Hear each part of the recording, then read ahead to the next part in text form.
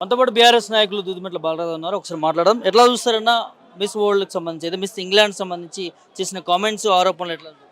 అందాల పోటీలతోటి తెలంగాణ పరువును బజార్న పడేసిన రేవంత్ రెడ్డి సర్కార్. ఇవాళ రేవంత్ రెడ్డి గారు మెగా కృష్ణారెడ్డిని తరిమి కొట్టాలి, మెగా కృష్ణారెడ్డి ఏం సంబంధం, ఆంధ్ర కాంట్రాక్ట్తో ఏం సంబంధం అన్నాడు కదా. ఇవాళ మిస్ యూనివర్సిటీ పోటీలకు మెగా కృష్ణారెడ్డి భార్యకి ఏం సంబంధమే, అడుగుతున్న సుధారెడ్డికి ఏం సంబంధం అంటున్నా నేను.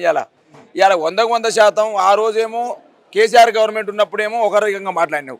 ఇవాళ అదే మెగా కృష్ణారెడ్డి భార్యను తీసుకొచ్చావు, అందాల పోటీలలో తిప్పుతా ఉన్నావు. ఆమె ఏదో అంబాసిడర్ కమిటీకి ఏదో చైర్మన్ ఏదో చేసినట్టు కొడతా ఉంది నాకు ఇవాళ. కాబట్టి ఒకవైపు ఇది జరుగుతూ ఉంది. అందాల పోటీల పేరుతోటి ఆ మిస్ ఇంగ్లాండ్ సంబంధించినటువంటి మహిళను ఇబ్బంది పెట్టిన సందర్భం కనపడతా ఉంది. ఇవాళ రేవంత్ రెడ్డి సిద్ధతుంటే ఆ అందాల పోటీలలో పాల్గొన్నటువంటి ఆ కాంటెస్ట్ మీద ఎవరు ఏమి ఇబ్బంది పెట్టారో వాళ్ళని సస్పెండ్ చేయండి. ఫస్ట్ మీరు 2-3 పేర్లు బయటకు వస్తూ ఉన్నాయి. ఆ పేర్లు సంబంధించి మీ ఐఏఎస్ ఆఫీసర్ ఉందని చెప్పేసి, ఒక ప్రజాపతిని ఉందని చెప్పేసి, ఒక కార్పొరేషన్ చైర్మన్ అని చెప్పి పేర్లు వస్తూ ఉన్నాయి. వాళ్ళని సస్పెండ్ చేయమని చెప్పేసి రేవంత్ రెడ్డి గారిని డిమాండ్ చేస్తూ ఉన్నా. అదే క్రమంలో అయ్యా అందాల పోటీల నిర్వహణకు మేము వ్యతిరేకం కాదు, కానీ అందాల పోటీలు నిర్వహిస్తూనే తెలంగాణ సమాజంలో రైతాంగం సంబంధించిన ఒడ్లు ఇవాళ తడిసిపోతూ ఉన్నవి, మొలకెత్తుతా ఉన్నవి, ఆ ధాన్యం తరుగు తీస్తూ ఉన్నారు. మ్యాచర్ పేరుతో రైతులు ఇబ్బంది పెడతా ఉన్నారు. వాళ్ళకు అదేవిధంగా దిగుబడి పెరిగిందని నువ్వే అంటా ఉన్నావు. వాళ్ళ సమస్య కనీస మద్దతు ధర ఇవ్వని పరిస్థితి ఉన్నది, బోనస్ ఇవ్వని పరిస్థితి ఉన్నది. కాబట్టి ధాన్యపు రాసులను కూడా పట్టించుకో. అందాల రాసుల గురించి పట్టించుకుంటాం సంతోషమే, కానీ ధాన్యపు రాసుల గురించి పట్టించుకొని చెప్తా ఉన్నాను. నేను చెప్పిన మాట కాదు బ్రదర్, ఇది దూదిమెట్ట బాలయ్య యాదవ్గా భారత రాష్ట్రం చెప్తలే. నీ యొక్క అలయన్స్ పార్టీగా ఉన్నటువంటి సిపిఐ నారాయణ కాంగ్రెస్ పార్టీ నాయకులట ఈ అందాల పోటీలతోటి ఈ అందాల తారల వద్ద కురుకుతూరు అని చెప్పేసి మాట్లాడుతూ ఉన్నాడు ఆయన. నేను అన్నమాట కాదు, ఇది నారాయణ గారు అన్న మాట చెప్తా ఉన్నా. రేవంత్ రెడ్డి గారు ఏదైనా నీ అలయన్స్ పార్టీ సిపిఐ నారాయణ సూచనను పాటించమని చెప్తా ఉన్నాను. ఆ అందాల పోటీలతో కులుకుతున్న నాయకులు ఎవరో కూడా బయట పెట్టమంటున్నాను. ఆ నాయకుల్ని ఒకవేళ తేలితే ఆ వీడియోని బయటపెట్టు, వాళ్ళు సస్పెండ్ చేయని డిమాండ్ చేస్తూ ఉన్నాను. కాబట్టి ఇవాళ ధాన్యాన్ని పట్టించుకో, రైతాంగాన్ని పట్టించుకో, తెలంగాణ పట్టించుకో.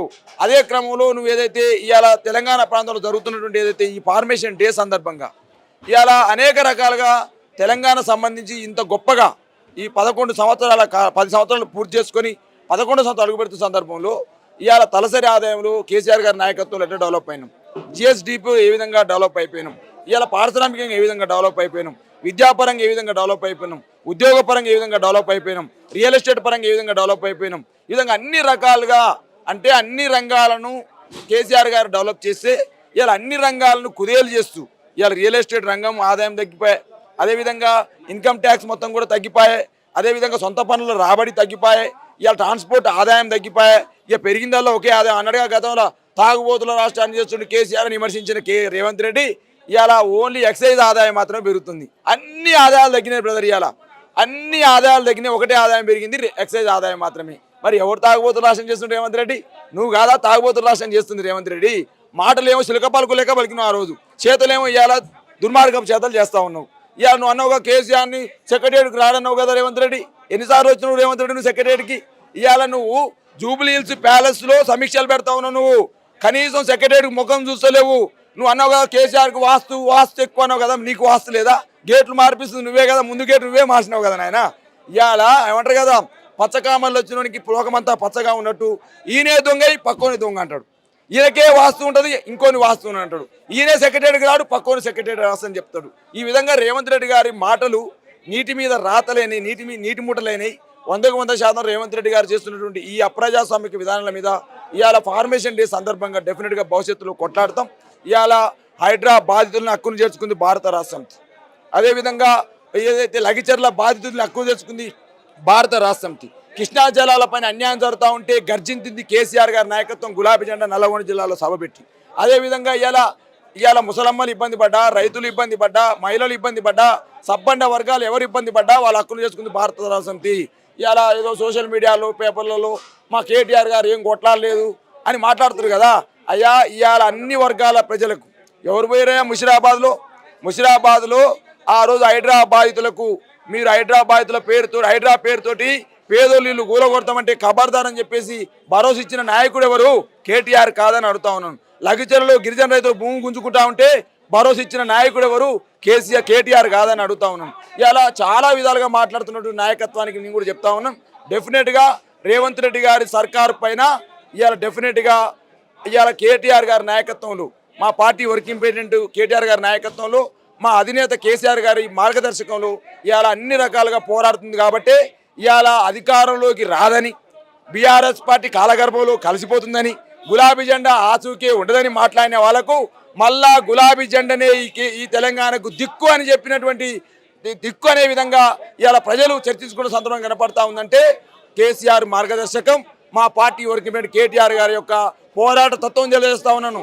ఇలా అన్న కేటీఆర్ గారు చెప్పారు, ఏమని చెప్పారు? లగిచర్ల గిరిజన రైతుల భూముల కోసం నన్ను అరెస్ట్ చేస్తానంటే చేయి దమ్ముంటే అని చెప్పేసి మాట్లాడిన నాయకుడు కేటీఆర్ అని చెప్పేసి సగర్వంగా చెప్పగలుగుతాం. డెఫినెట్గా భవిష్యత్తులో కేటీఆర్ గారి నాయకత్వంలో, కేసీఆర్ మార్గదర్శకంలో మళ్ళీ గులాబీ జెండా తెలంగాణలో ఎగరబోతా ఉంది.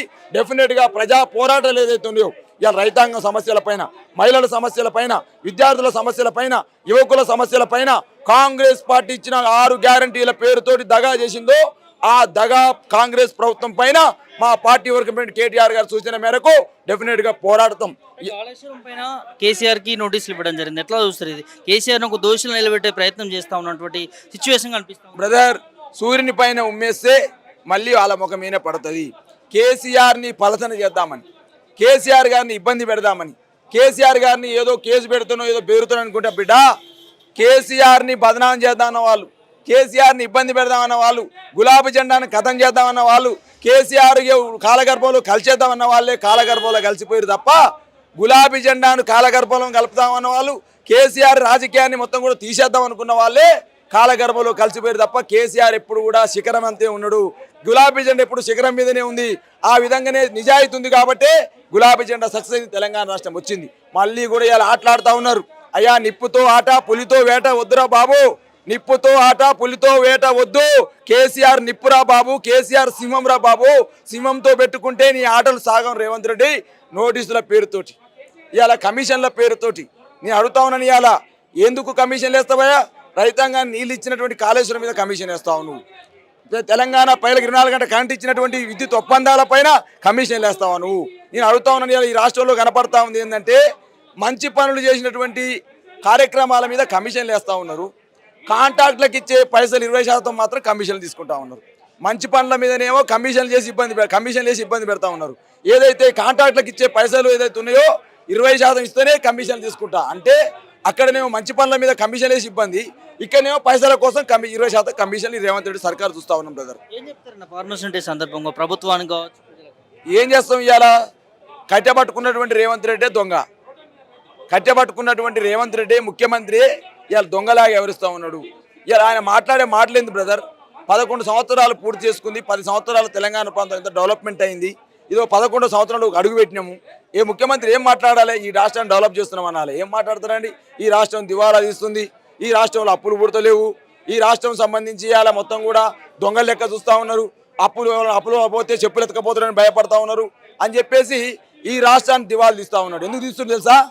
అలా గురువుగారి యొక్క రాష్ట్రం బాగుపడాలి కదా. అమరావతికి డెవలప్ చేయాలన్నా, అమరావతికి పెట్టుబడులు పోవాలన్నా, ఆంధ్రప్రదేశ్ బాగుపడాలంటే ఏం చేయాలి? హైదరాబాద్ నాశనం కావాలి, తెలంగాణ నాశనం కావాలి. కాబట్టి తెలంగాణ ఇమేజ్ని ఏం చేయాలి? పరుగు తీయాలి. కాబట్టి అలా తెలంగాణ అభివృద్ధి కావట్లేదని, తెలంగాణకు అప్పులు పుడతలేవని హైదరాబాద్ ఇమేజ్ ఎందుకు డ్యామేజ్ చేస్తూ ఉన్నాడు? చంద్రబాబు నాయుడు వాళ్ళ గురువుగారి యొక్క ప్రేమ కోసం, వాళ్ళ యొక్క కోరిక కోసం చేస్తూ ఉన్నాడు. ఇవాళ కృష్ణా జలాల మీద, గోదావరి జలాల మీద రేవంత్ రెడ్డి మాట్లాడుతున్నా బ్రదర్.